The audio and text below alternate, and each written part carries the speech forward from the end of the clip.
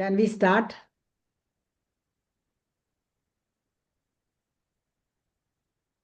Yeah. Vandana, start.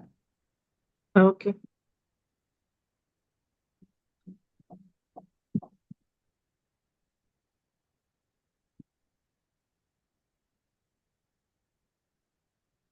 Hari Om, Swamiji.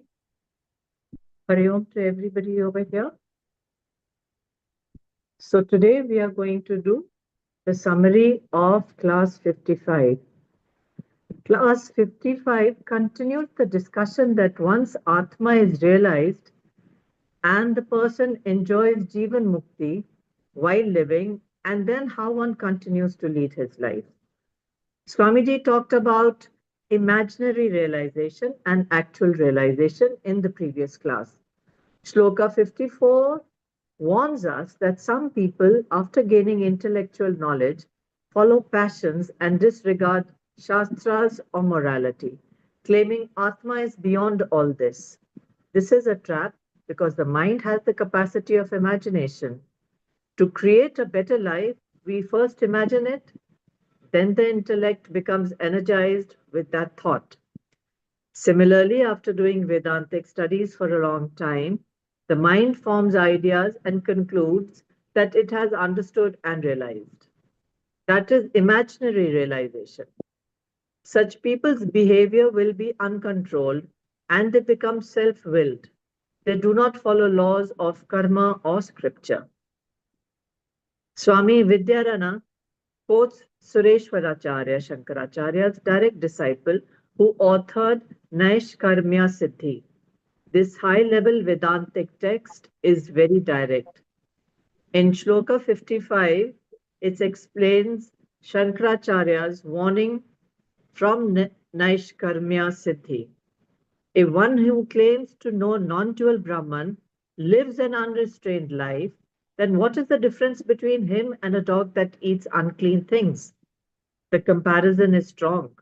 The word Naishkarmya Siddhi means attainment of actionlessness. Swamiji says that a dog without discrimination eats everything. If a person claims to have understood Brahman, he also consumes everything. He takes everything without Viveka. The point is that a dog eats unclean things because that is its nature. The actual realized person will not go after all this. He will live a restrained life because of sadhana practiced over many lives. If those vasanas are absent, such thoughts will not arise. One who has those vasanas will live a disciplined and restrained life in a natural way.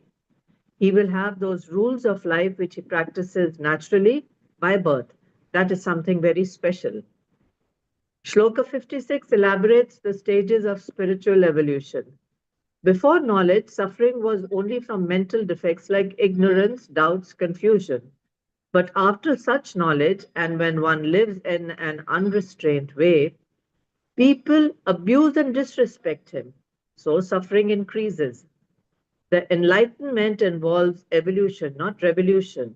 The Bhagavad Gita in chapter 7, Shloka 19 states that after many births, the wise surrender. Gradual evolution is from animal nature to being a better human. He respects others and follows moral duties.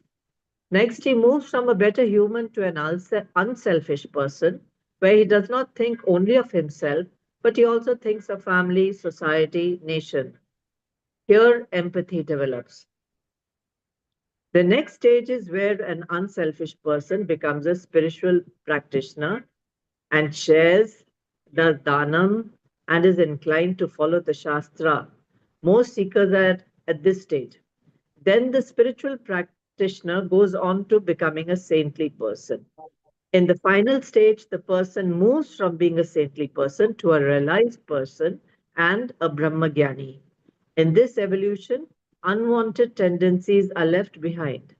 If animal activities return, people will disrespect him because they cannot coexist with higher stages. Shloka 57 is about Loka Sangraha, or acting for the welfare of the world. The spiritual unfoldment happens gradually and it is a long process. One should remove all defects of intellect and be worthy of worship like a deva. People respect a realized person for guidance. A guru or acharya must follow all the customs and systems of Shastra and live according to the Shastras. If a realized person does something wrong, even by mistake, people will follow him thinking that it is the correct path. Therefore, intentionally, the realized person does everything according to the Shastras. This is how the Acharya should follow all the proper rules in life, and then they should show how people should be when they practice sadhanas. Acharya quotes the Bhagavad Gita, chapter 3, shloka 22, and states that Bhagwan has no duty, yet acts as per Shastra, so people follow correctly.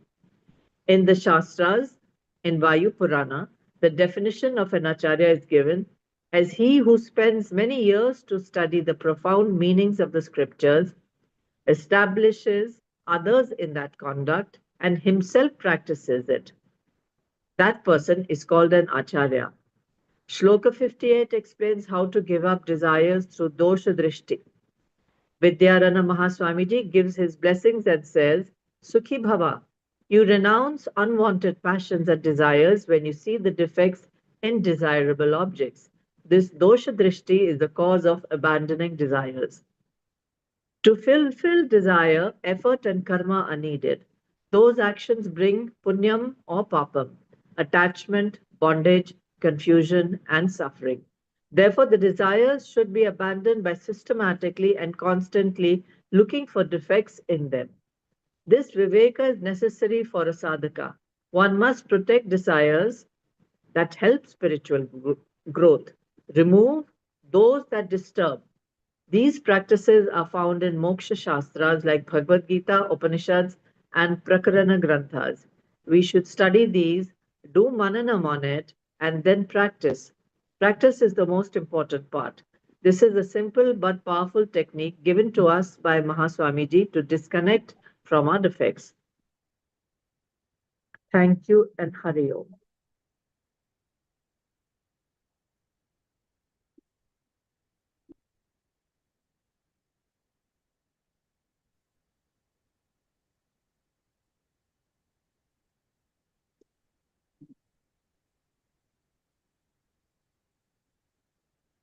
श्रुतिस्मृतिपुराणानालयम् करुणालयम् Namami भगवत्पादं शङ्करं लोकशङ्करम् शङ्करं शङ्कराचार्यं केशवं बादरायणम् सूत्रभाष्य कृतो वन्दे भगवन्तौ पुनः पुनः ईश्वरो गुरुरात्मेति मूर्तिभेदविभागिने व्योमवद्व्याप्तदेहाय दक्षिणामूर्तये नमः श्रीदक्षिणामूर्तये नमः ॐ नमस्ते शङ्करानन्द गुरुपादाम्बुजन्मने सविलासमहामोह ग्राहग्रासैककर्मणे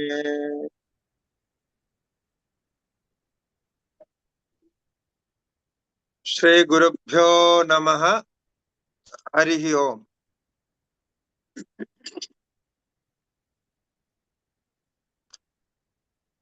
The fourth chapter of Pancadashi started with Jiva Srishti and Ishwara Srishti. Now the end of this chapter, as we have seen in another chapters, Vidyaranya Mahaswamiji is going to conclude with the realization how one realized person act like. So that is the discussion here. Now, in sloka number 58, it was stated that how one can detach from attachments. So, subdued by detaching from the desires and finding defects in them.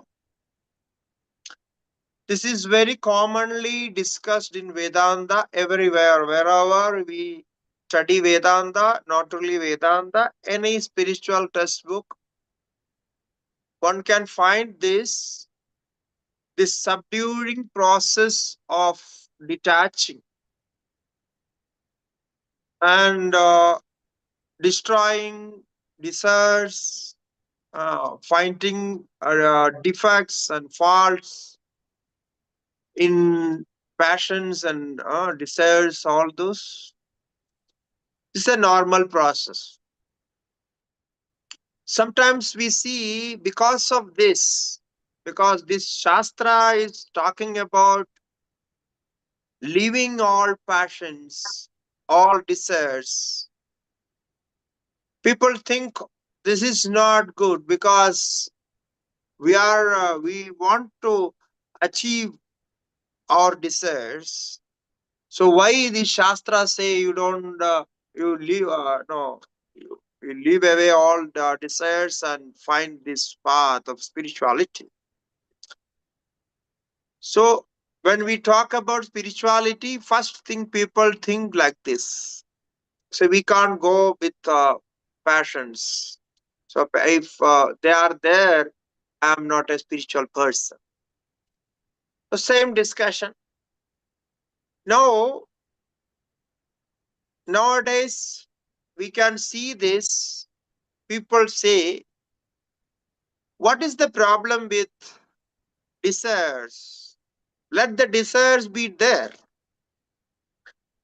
In fact, Atma is everywhere. If Atma is everywhere, there is nothing beyond Atma, or nothing is separated from Atma, then why we should remove our passions, desires, renounce all this? Let these desires be there, because those desires are also Atma only, Brahman only. So what is the problem with those? So this argument, uh, we can know, we know that people argue like this. It is heard everywhere. It's a counter argument to Vedantic thought of this.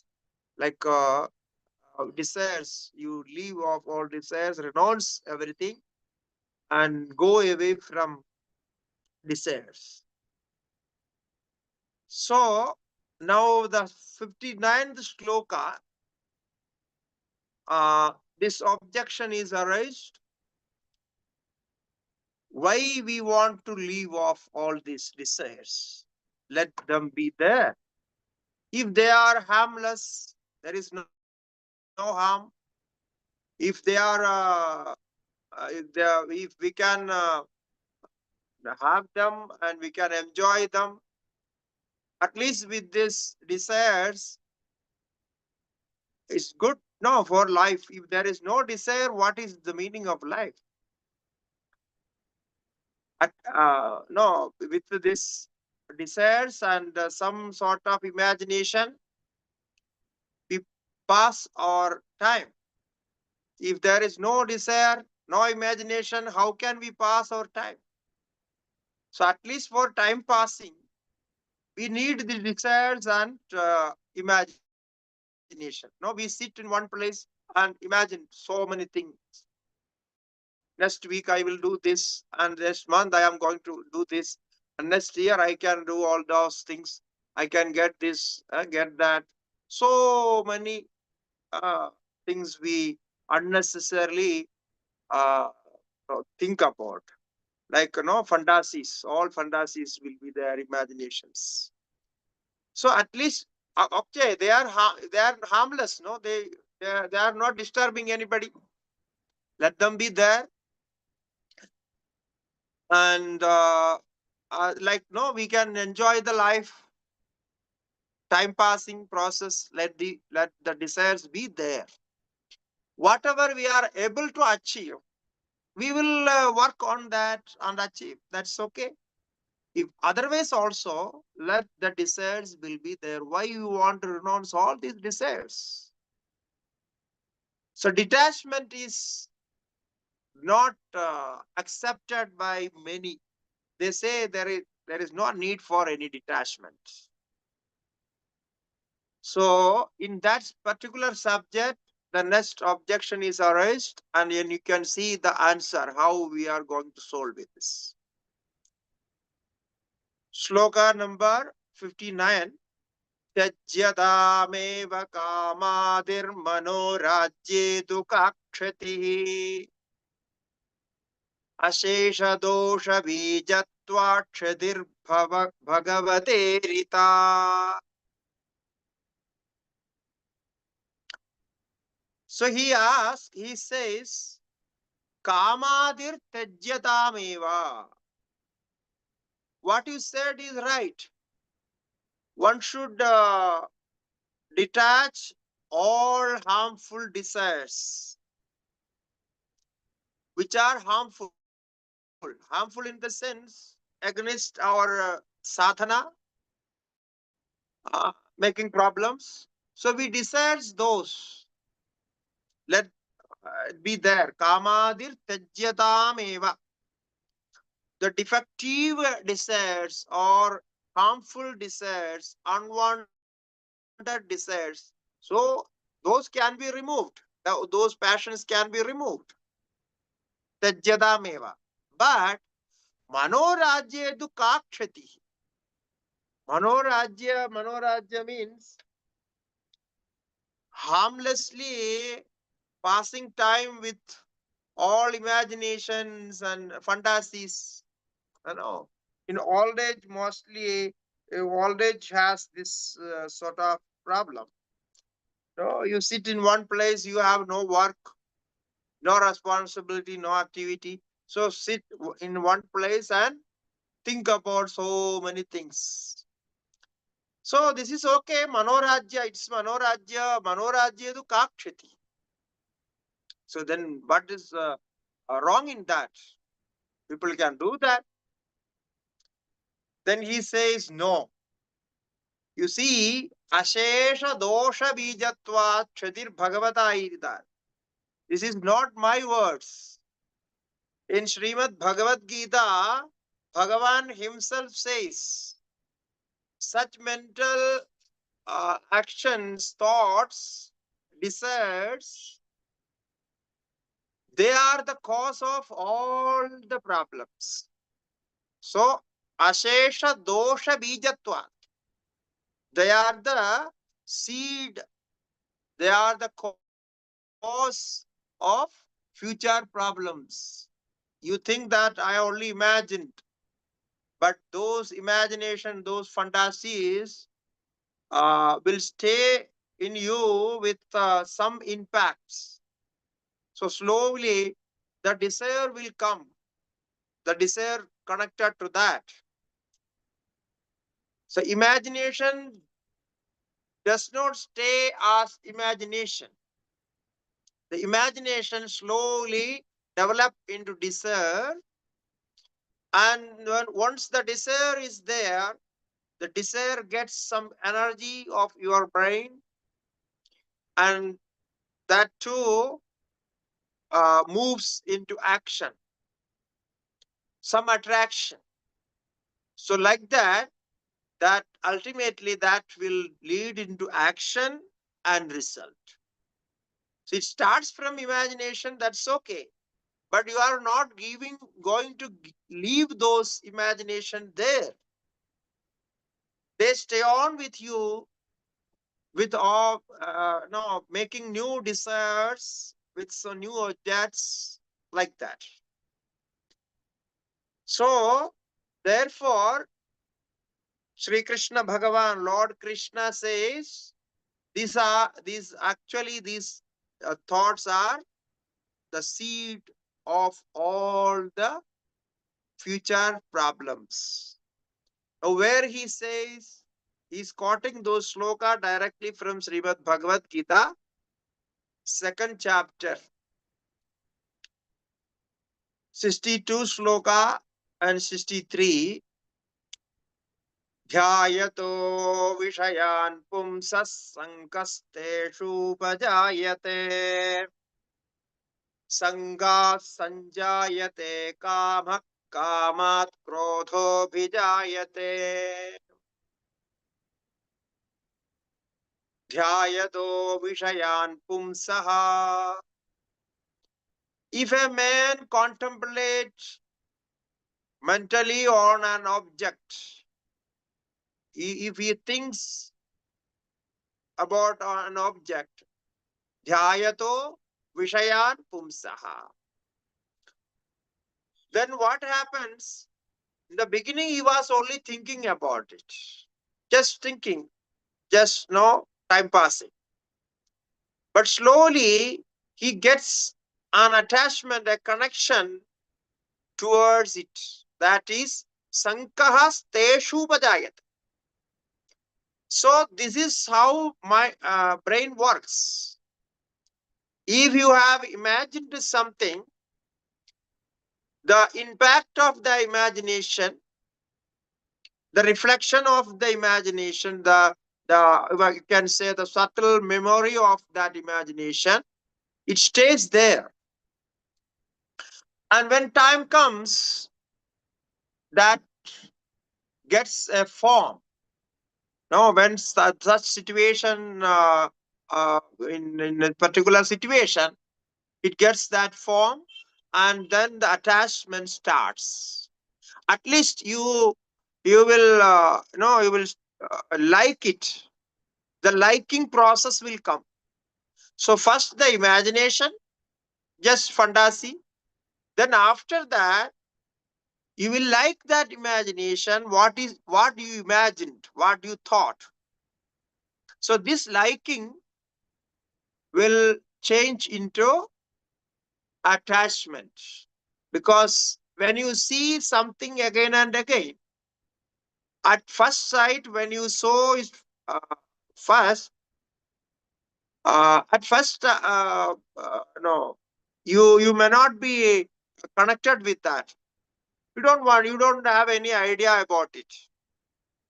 But when you see again and again,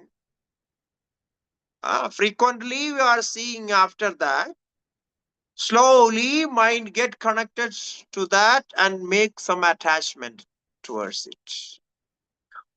So this is how the liking process develops. So I like it. So why I like it? If I had some enjoyment from that, I will like that object. Or the object I will like which I have imagined, thought about, saw it repeatedly. So then that liking will come. This liking is going to change. So dhyayado vishayan pumsaha sankasteshu upajayate. So you don't sit and just imagine something and think about something, make some desire and leave. No, this is not good, because those desires are not left. They know, give some response, some impact. So that impact will make all this process. Gradually it will go on, getting into the process. So, sankasteshu upajayate. Then, sanga sanjayate kama. Just now I said, no? So this liking, after imagination, the liking become attachment. Attachment means the nearness, the nearness will come, the connection will come. That is Sangad Samjayate Kamaha. So the object which you have already imagined many a time, it comes again with the connection, more nearness. So that is called Sangaha. So you have a friendship with liking with that. Sangha Sanjayate Kamaha. And then the Kama, the desire will come. Desire for getting it, a longing for that, it will come. Sangha Sanjayate. That is why, you see in all our TV channels, in media, social media, TV channel, YouTube, and all those, there's so many advertisements. So they get money from that. So what happens? These advertisements, at first, you may not be interested in that object. You don't need it. But when you see frequently, you will have some connection with that. Brain will start imagining or thinking about that. Because again and again they will show. Whenever you open that, they will show an advertisement. So you will get some information. And slowly, brain will be connected with that. And you will remember that object. When you go to market, supermarket, you will get that. So when you want to buy something like that, you will remember the name, the brand name. So that is the use. That is why they show this again and again. So this is how Sangha Sanjayade Kamaha. Then longing for the attachment, for after attachment, it will come like this, at desire. And now desire is there.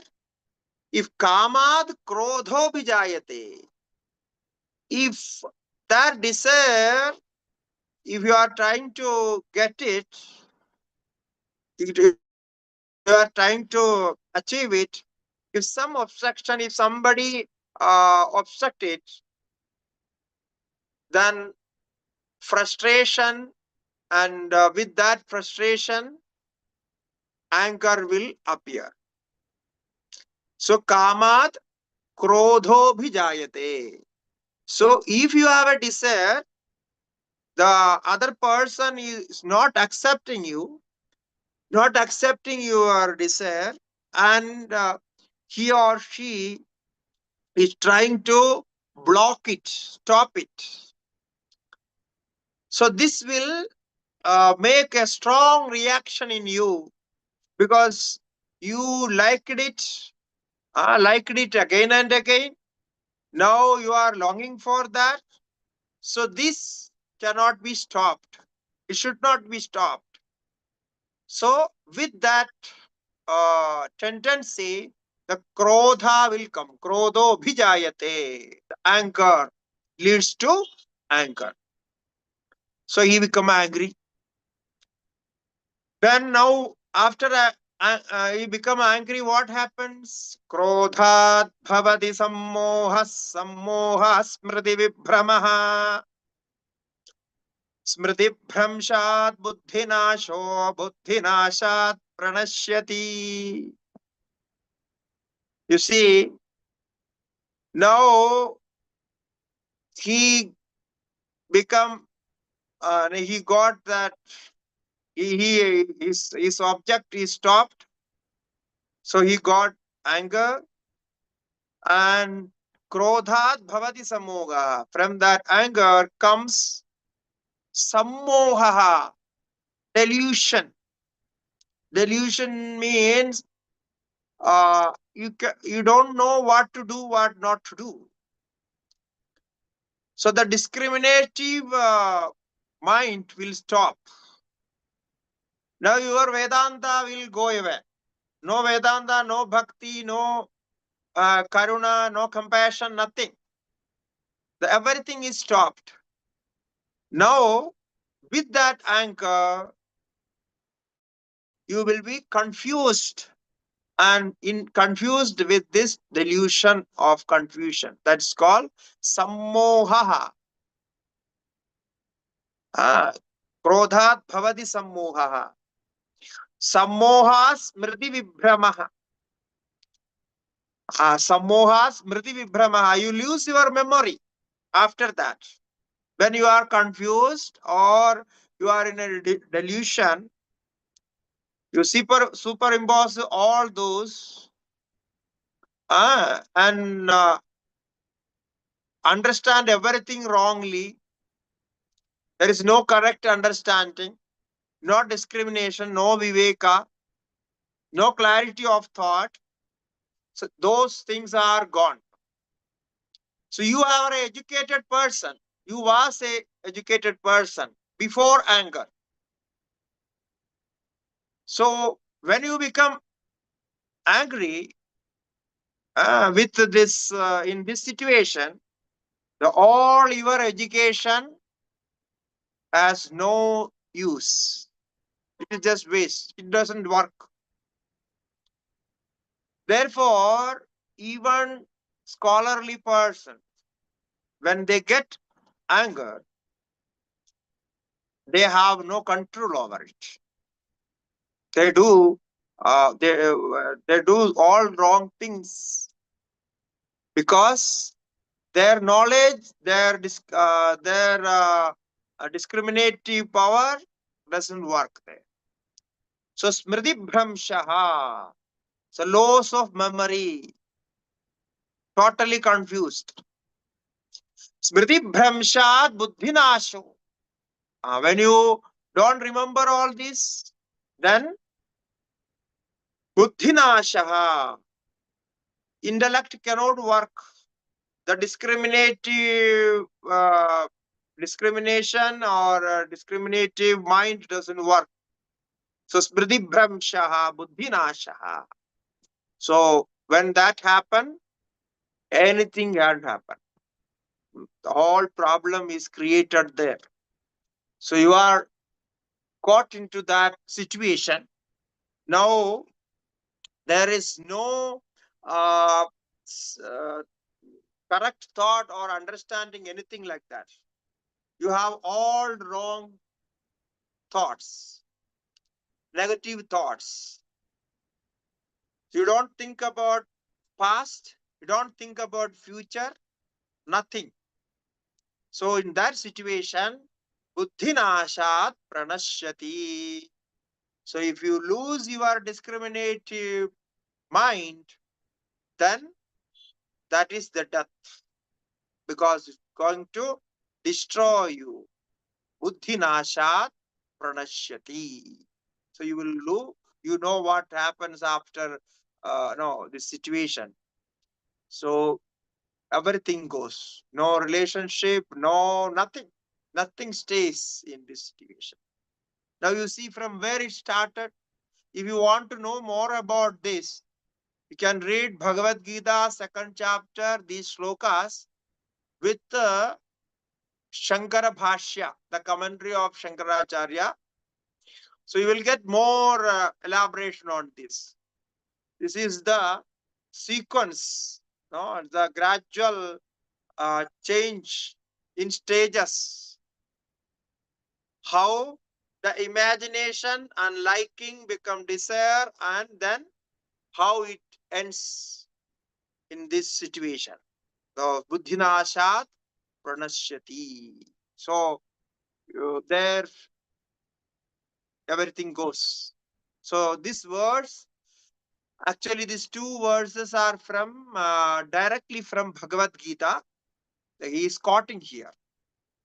Now that person asked, no, he was asking what is the wrong with imagination, harmless imagination. We should do that. Let it be there. We will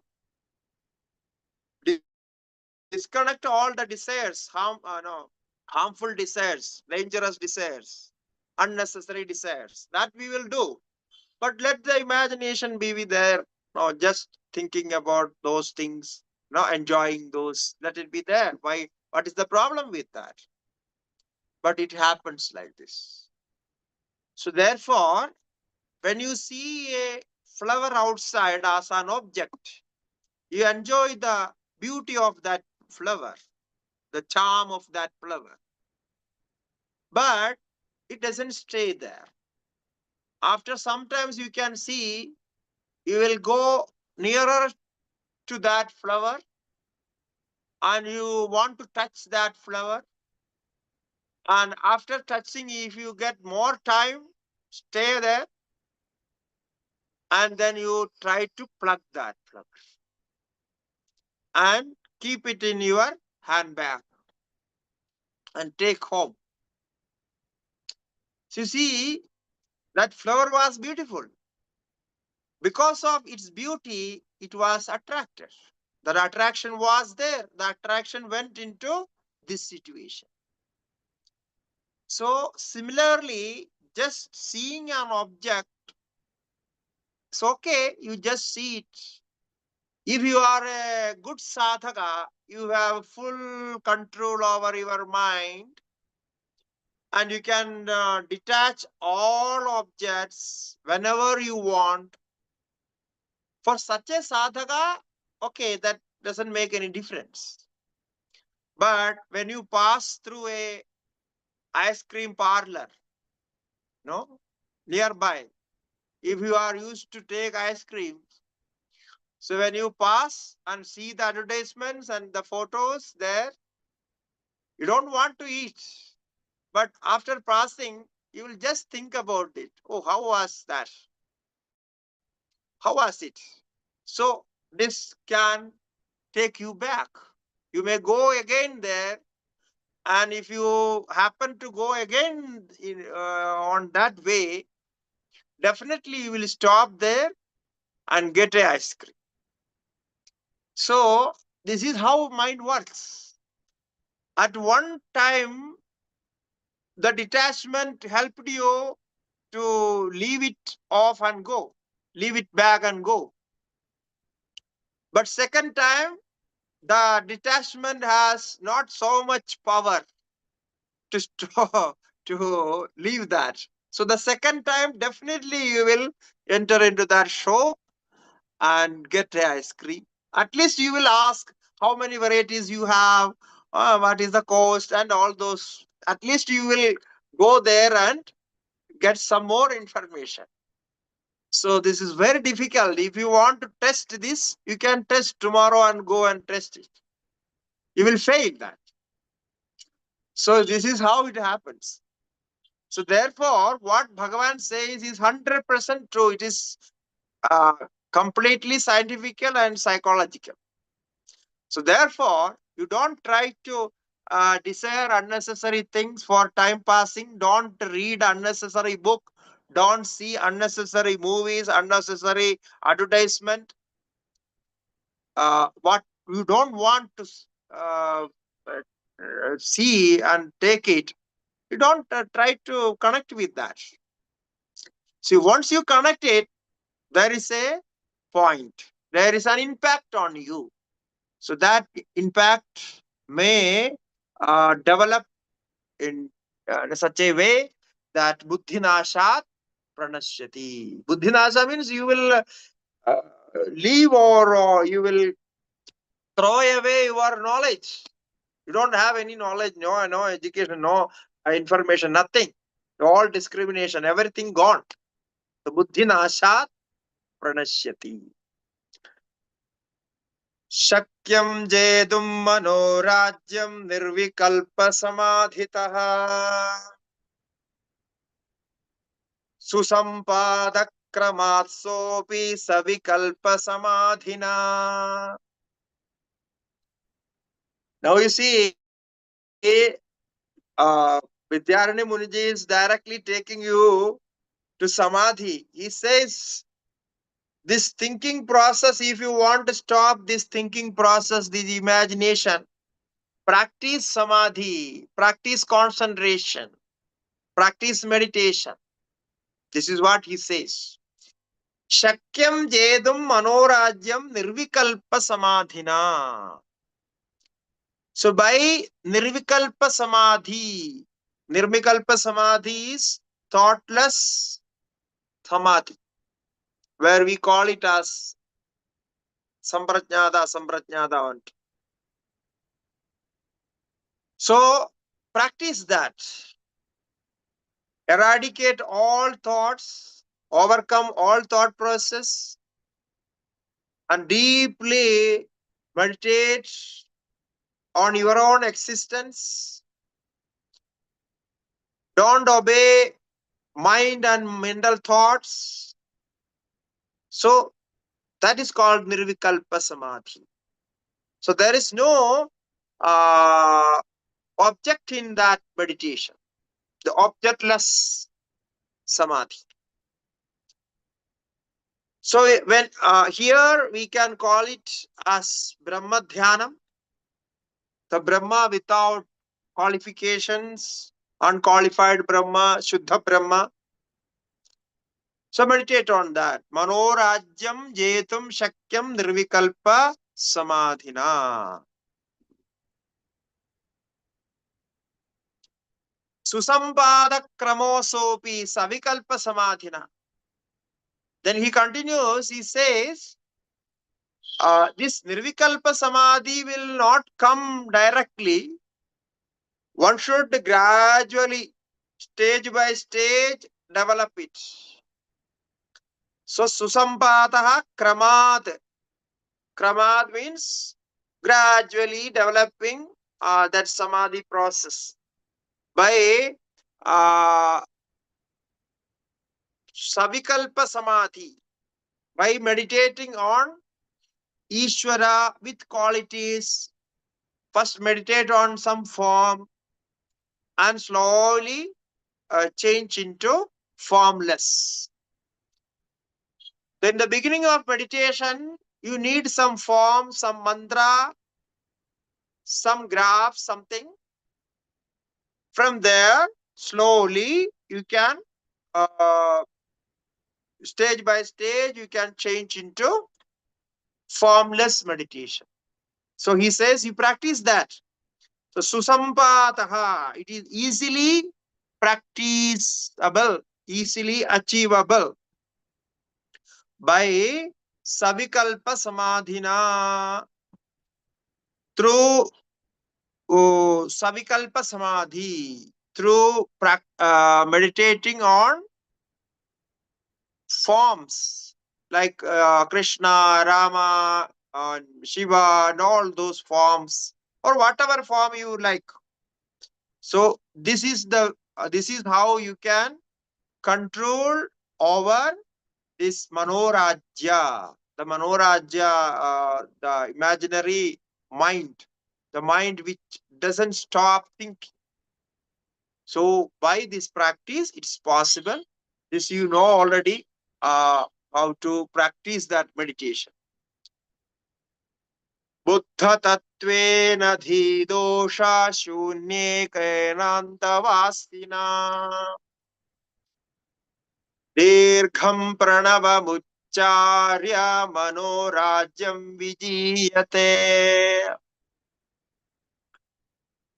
So again he says, you can stop, you can conquer this habitual thinking, this imaginary thinking by this sadhana.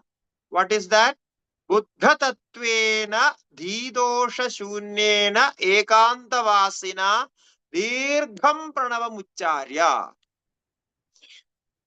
He says, first you understand intellectually what is Brahman, what is Vedanta, what is mind, how mind works.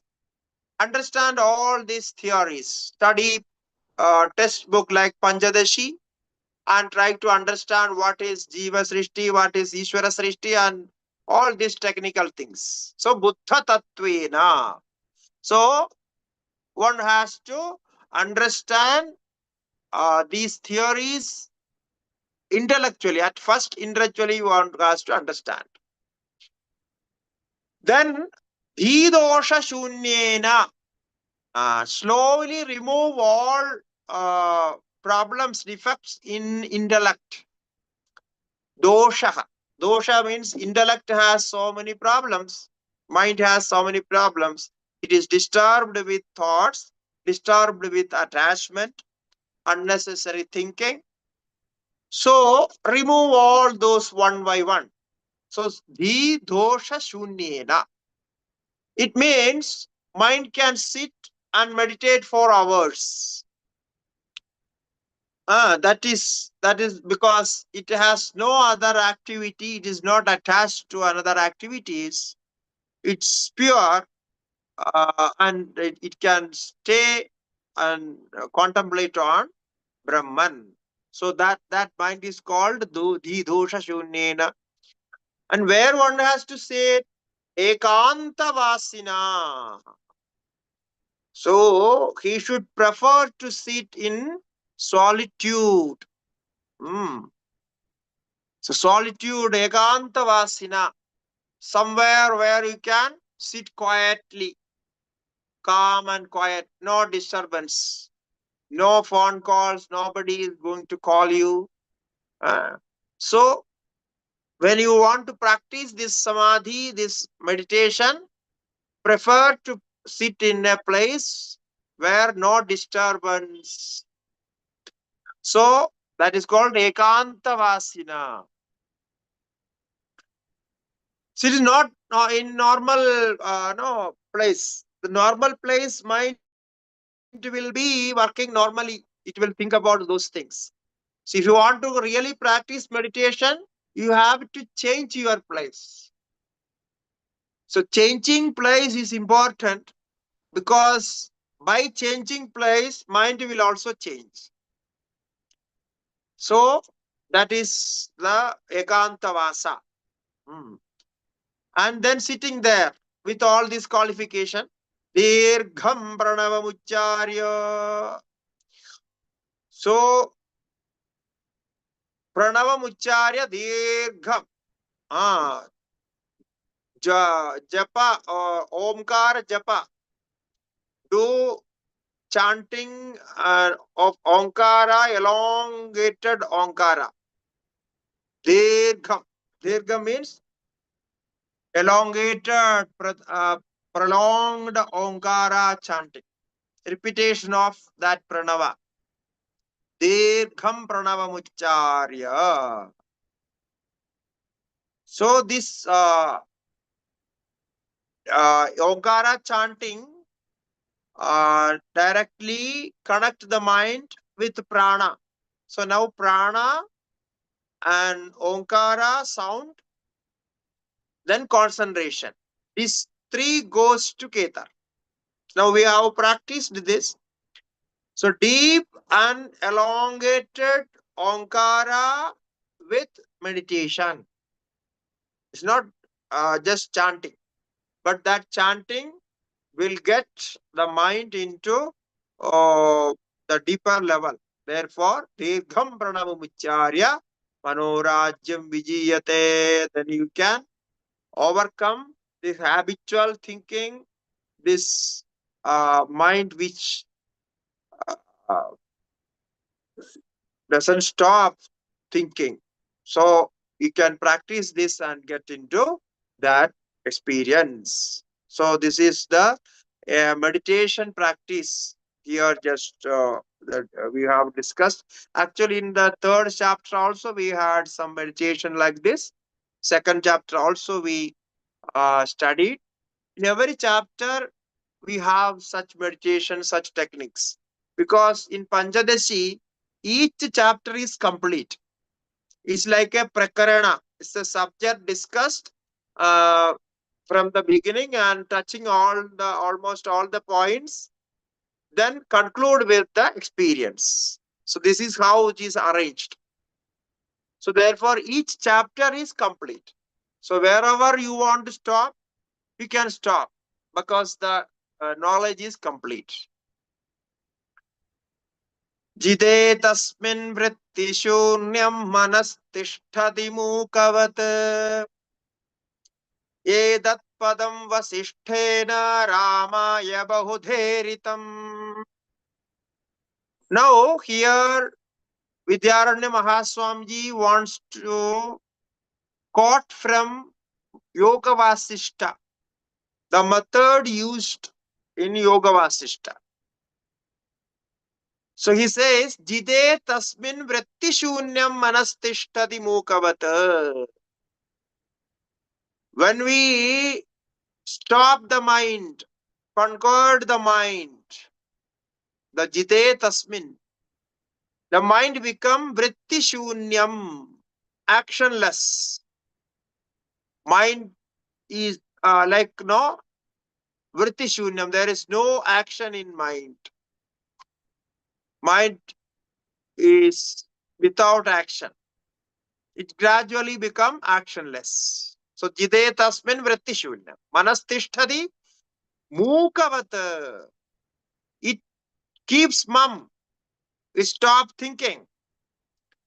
The mind is not acting. It's like dumb and mum, no, stopping. Nothing is there. So mukavat manastishtati. Edat padam vasisthena ramaya bahudheritam. So this method, this practice is discussed in Yoga Vasishta by Vasishta Rishi for Rama. So Vasishta Ramaya Bahudha Iritam. So because there the discussion is between Rama and Vasishta. So you know Yoga Vasishta, it's a beautiful textbook, very interesting Vedantic textbook. High level Vedanta is discussed in that. So if you are interested, you can read that Yoga Vasishta book. It's a big book, but you will get a summary of Yoga Vasishta in English and you can read it. Very interesting. It has so many techniques and things like that. So, Rama and Vasishta, Rama is a Shishya of Vasishta Rishi. Vasishta Rishi is Guru. So, Vasishta Rishi is teaching Rama. No, when this teaching was happened, it happened when Rama was just 14 years old. Because once Sri Rama went out of our Ayodhya, he went around the villages, rural villages and all those. He happened to see all those, all those problems there in villages, how people are suffering, all these sufferings and things. So he become a different person after this yatra. So he become a different person. He thought this life is not enjoyable. This is full of suffering. So I want to renounce this life and go to forest and meditate. Like Arjuna said in Gita. Arjuna's situation was something different.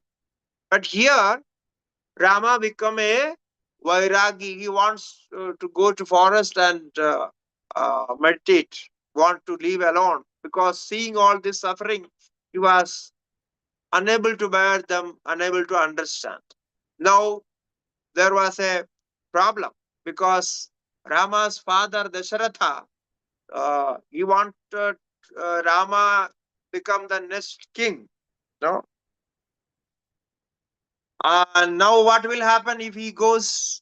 So he immediately called on Vasishta Maharshi, his Kula Guru, his guru, and requested Maharshi to teach Rama something that he will understand the Vedanta and all this, and then, okay, he wants to do whatever he wants to do, he can do it. So, like that, it happened. So, from there, this discussion goes on like this. So edat padam vasisthena Ramaya bahudha iritam. So Rama is asking so many questions regarding mind and its control and meditation, so many things. So therefore the Yoga Vasishtha is a vast textbook. No, it has more than 18,000 slokas. No, it's a big textbook. So there he says like this. The next sloka. Drishyam nasti dibodhena manaso drishyam Sambannam chetadutpanna para nirvana nirvritihi. Drishyam nasti dibodhena manaso drishyam. Vasishtha Rishi says, he says directly, he says, you want to stop mind? It's very easy. Why mind is going after all these objects? Because mind thinks those objects are real. So, drishyam nasti iti bodhena. So, teach the mind that there is no object, there is no objectivity. So, this objectivity consciousness of the mind stops. Now, you see, you have an idea that there is an object, it is good for me, so I want it. So, this is how it works. So he says, Drishyam Arjanam. You stop the objectivity itself. You don't think about those things. So we have objective consciousness, subjective consciousness, and the consciousness of perceiving it. Now this we have discussed earlier. I think you remember it. Hopefully you will remember. You have to. You will remember it. How the object subject relation works. No, we have discussed in second chapter and third chapter. You see, if you have objective knowledge, objective consciousness, that is the cause of mind. Subjective consciousness is the cause of meditation and realization, and objective consciousness is the cause of mental actions, mental activities. Through that, after that, physical activities. So he says, Rishyam nasti iti bodhena. You cannot prove there is an object, actual object. So know this directly and then stop that objectivity. So objectivity consciousness is stopped. Then you have no trouble with the mind. Problem is solved. Sambannam che tadutpanna para nirvana nirvritihi. If you could do this, you could stop this mind, then para nirvana nirvritihi. You will get that profound, super blissful state of mind. The Sampannam che tadutpanna para nirvana nirvritihi. Nirvana means where there is no suffering. There is no pain, no disturbance. So if you could get this mind like this, if you the mind can do that, then this is done. Then that supreme blissful state, para nirvana nirvriti, you are going to achieve. That's called nirvana. Profound blissful state. The wonderful, no. So this is the wonderful is Yoga Vasishtha. So wonderful experience is discussed there. and profound knowledge. Actually, one of the important textbook of Vedanta, Advaita Vedanta, because we are in that tradition. Narayanam Padmabhavam Vasishtham. So Vasishtha Maharshi is our great guru. So in Yoga Vasishtha it is said, now this point where we have discussed Jiva Srishti and Ishwara Srishti, you can again refer to that. There we have said God's creation is in universal. This whatever God created is universal. The God's creation is universal. And that creation has no externality. So from God's view of creation, there is no externality, there is no objectivity. Because that creator himself is created as world or universe. This is what we are seeing. This phenomenal world is nothing but God's own form. Because the ultimate cause is Satchidananda Brahma. Now, for example, the whole universe is if whole universe, if you see, you can see oneness with the ultimate cause. The ultimate cause as Satchidananda, it is complete. There is no outside, there is no inside, because the cause is the same. So there in that state, there is no object-subject relation. Therefore, there is no chance of disturbance. There is no dvaitam. There is no duality. For instance, if you think like this, your body has many parts. Body has head, body has hands, legs, stomach, and many parts, internal and external. Now, no part of the body can be considered as an object of other part of the body. Can you say my left hand is an object of right hand? My head is an object of right hand or left hand or something like this?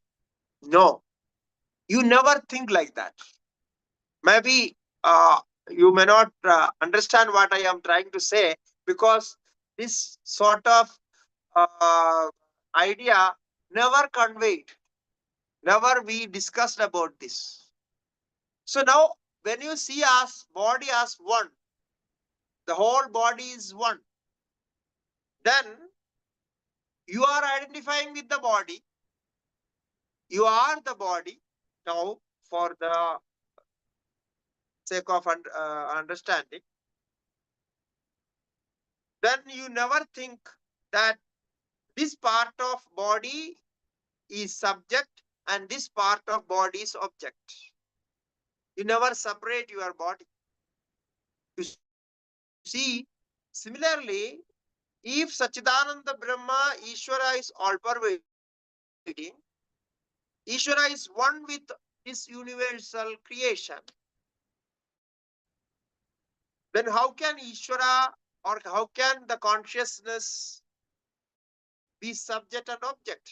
So actually there is no subject-object relation in consciousness. Therefore, what Yoga Vasishtha said, I am just trying to put it in another word, with another idea, explanation. Because it is very simple. If you understand it, is okay. Otherwise, you will not understand. You will never understand that. He says, Drishyam nasti di bodhena manaso drishyamarjanam. You want to wash away all your thoughts, you just think there is no object at all. Now, how you are going to think there is no object? So, this is a way. So, take your body and expand your body as the universe. Now, your body is not in your room.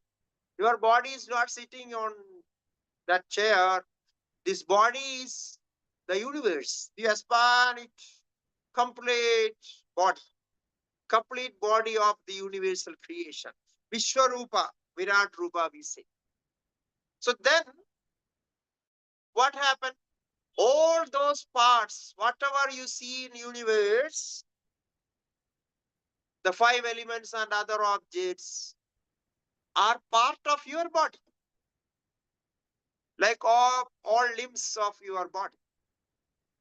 So now one part, one limb cannot say the other limb is my friend or my object or my enemy. It cannot say, because you are that. You are the you are identifying with that. So when there is identification of oneness, when there is identification of completeness, purnatvam, there cannot be subject object relation. There cannot be parts or partlessness or nothing.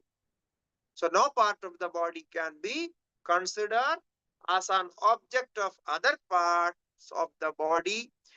They are identical with the person, who has that body. So each part is identical with the person. I say this is my right hand. This is my left hand. So right hand is me, left hand is me, head is me. Now, how can I say this is wrong and this is right? This is bad and this is good. So this is the experience of an enlightened person. The Vedantic enlightenment is this. So therefore, he cannot separate anything. There is no separation at all.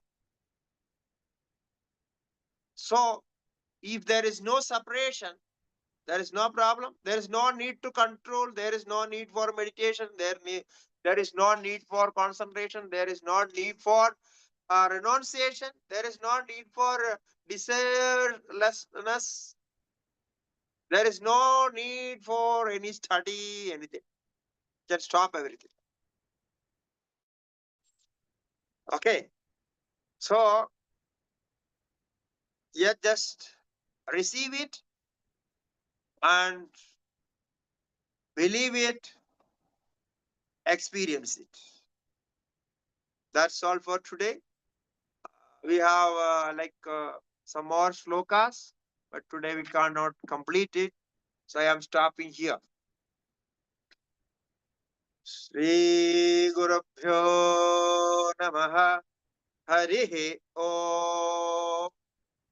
If you have any question, over to you for questions. You can ask.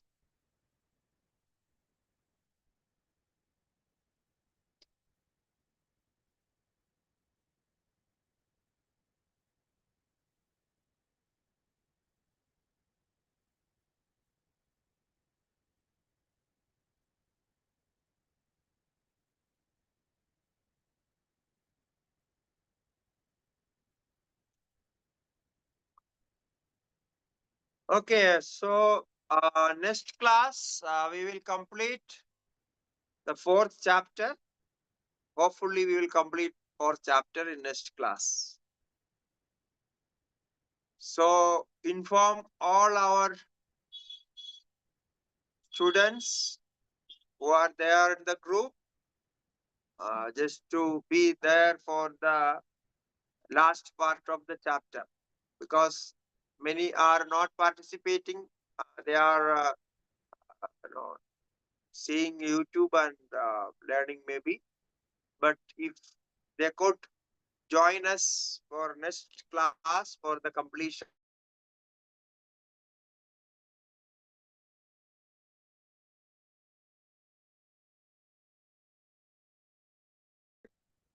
Okay.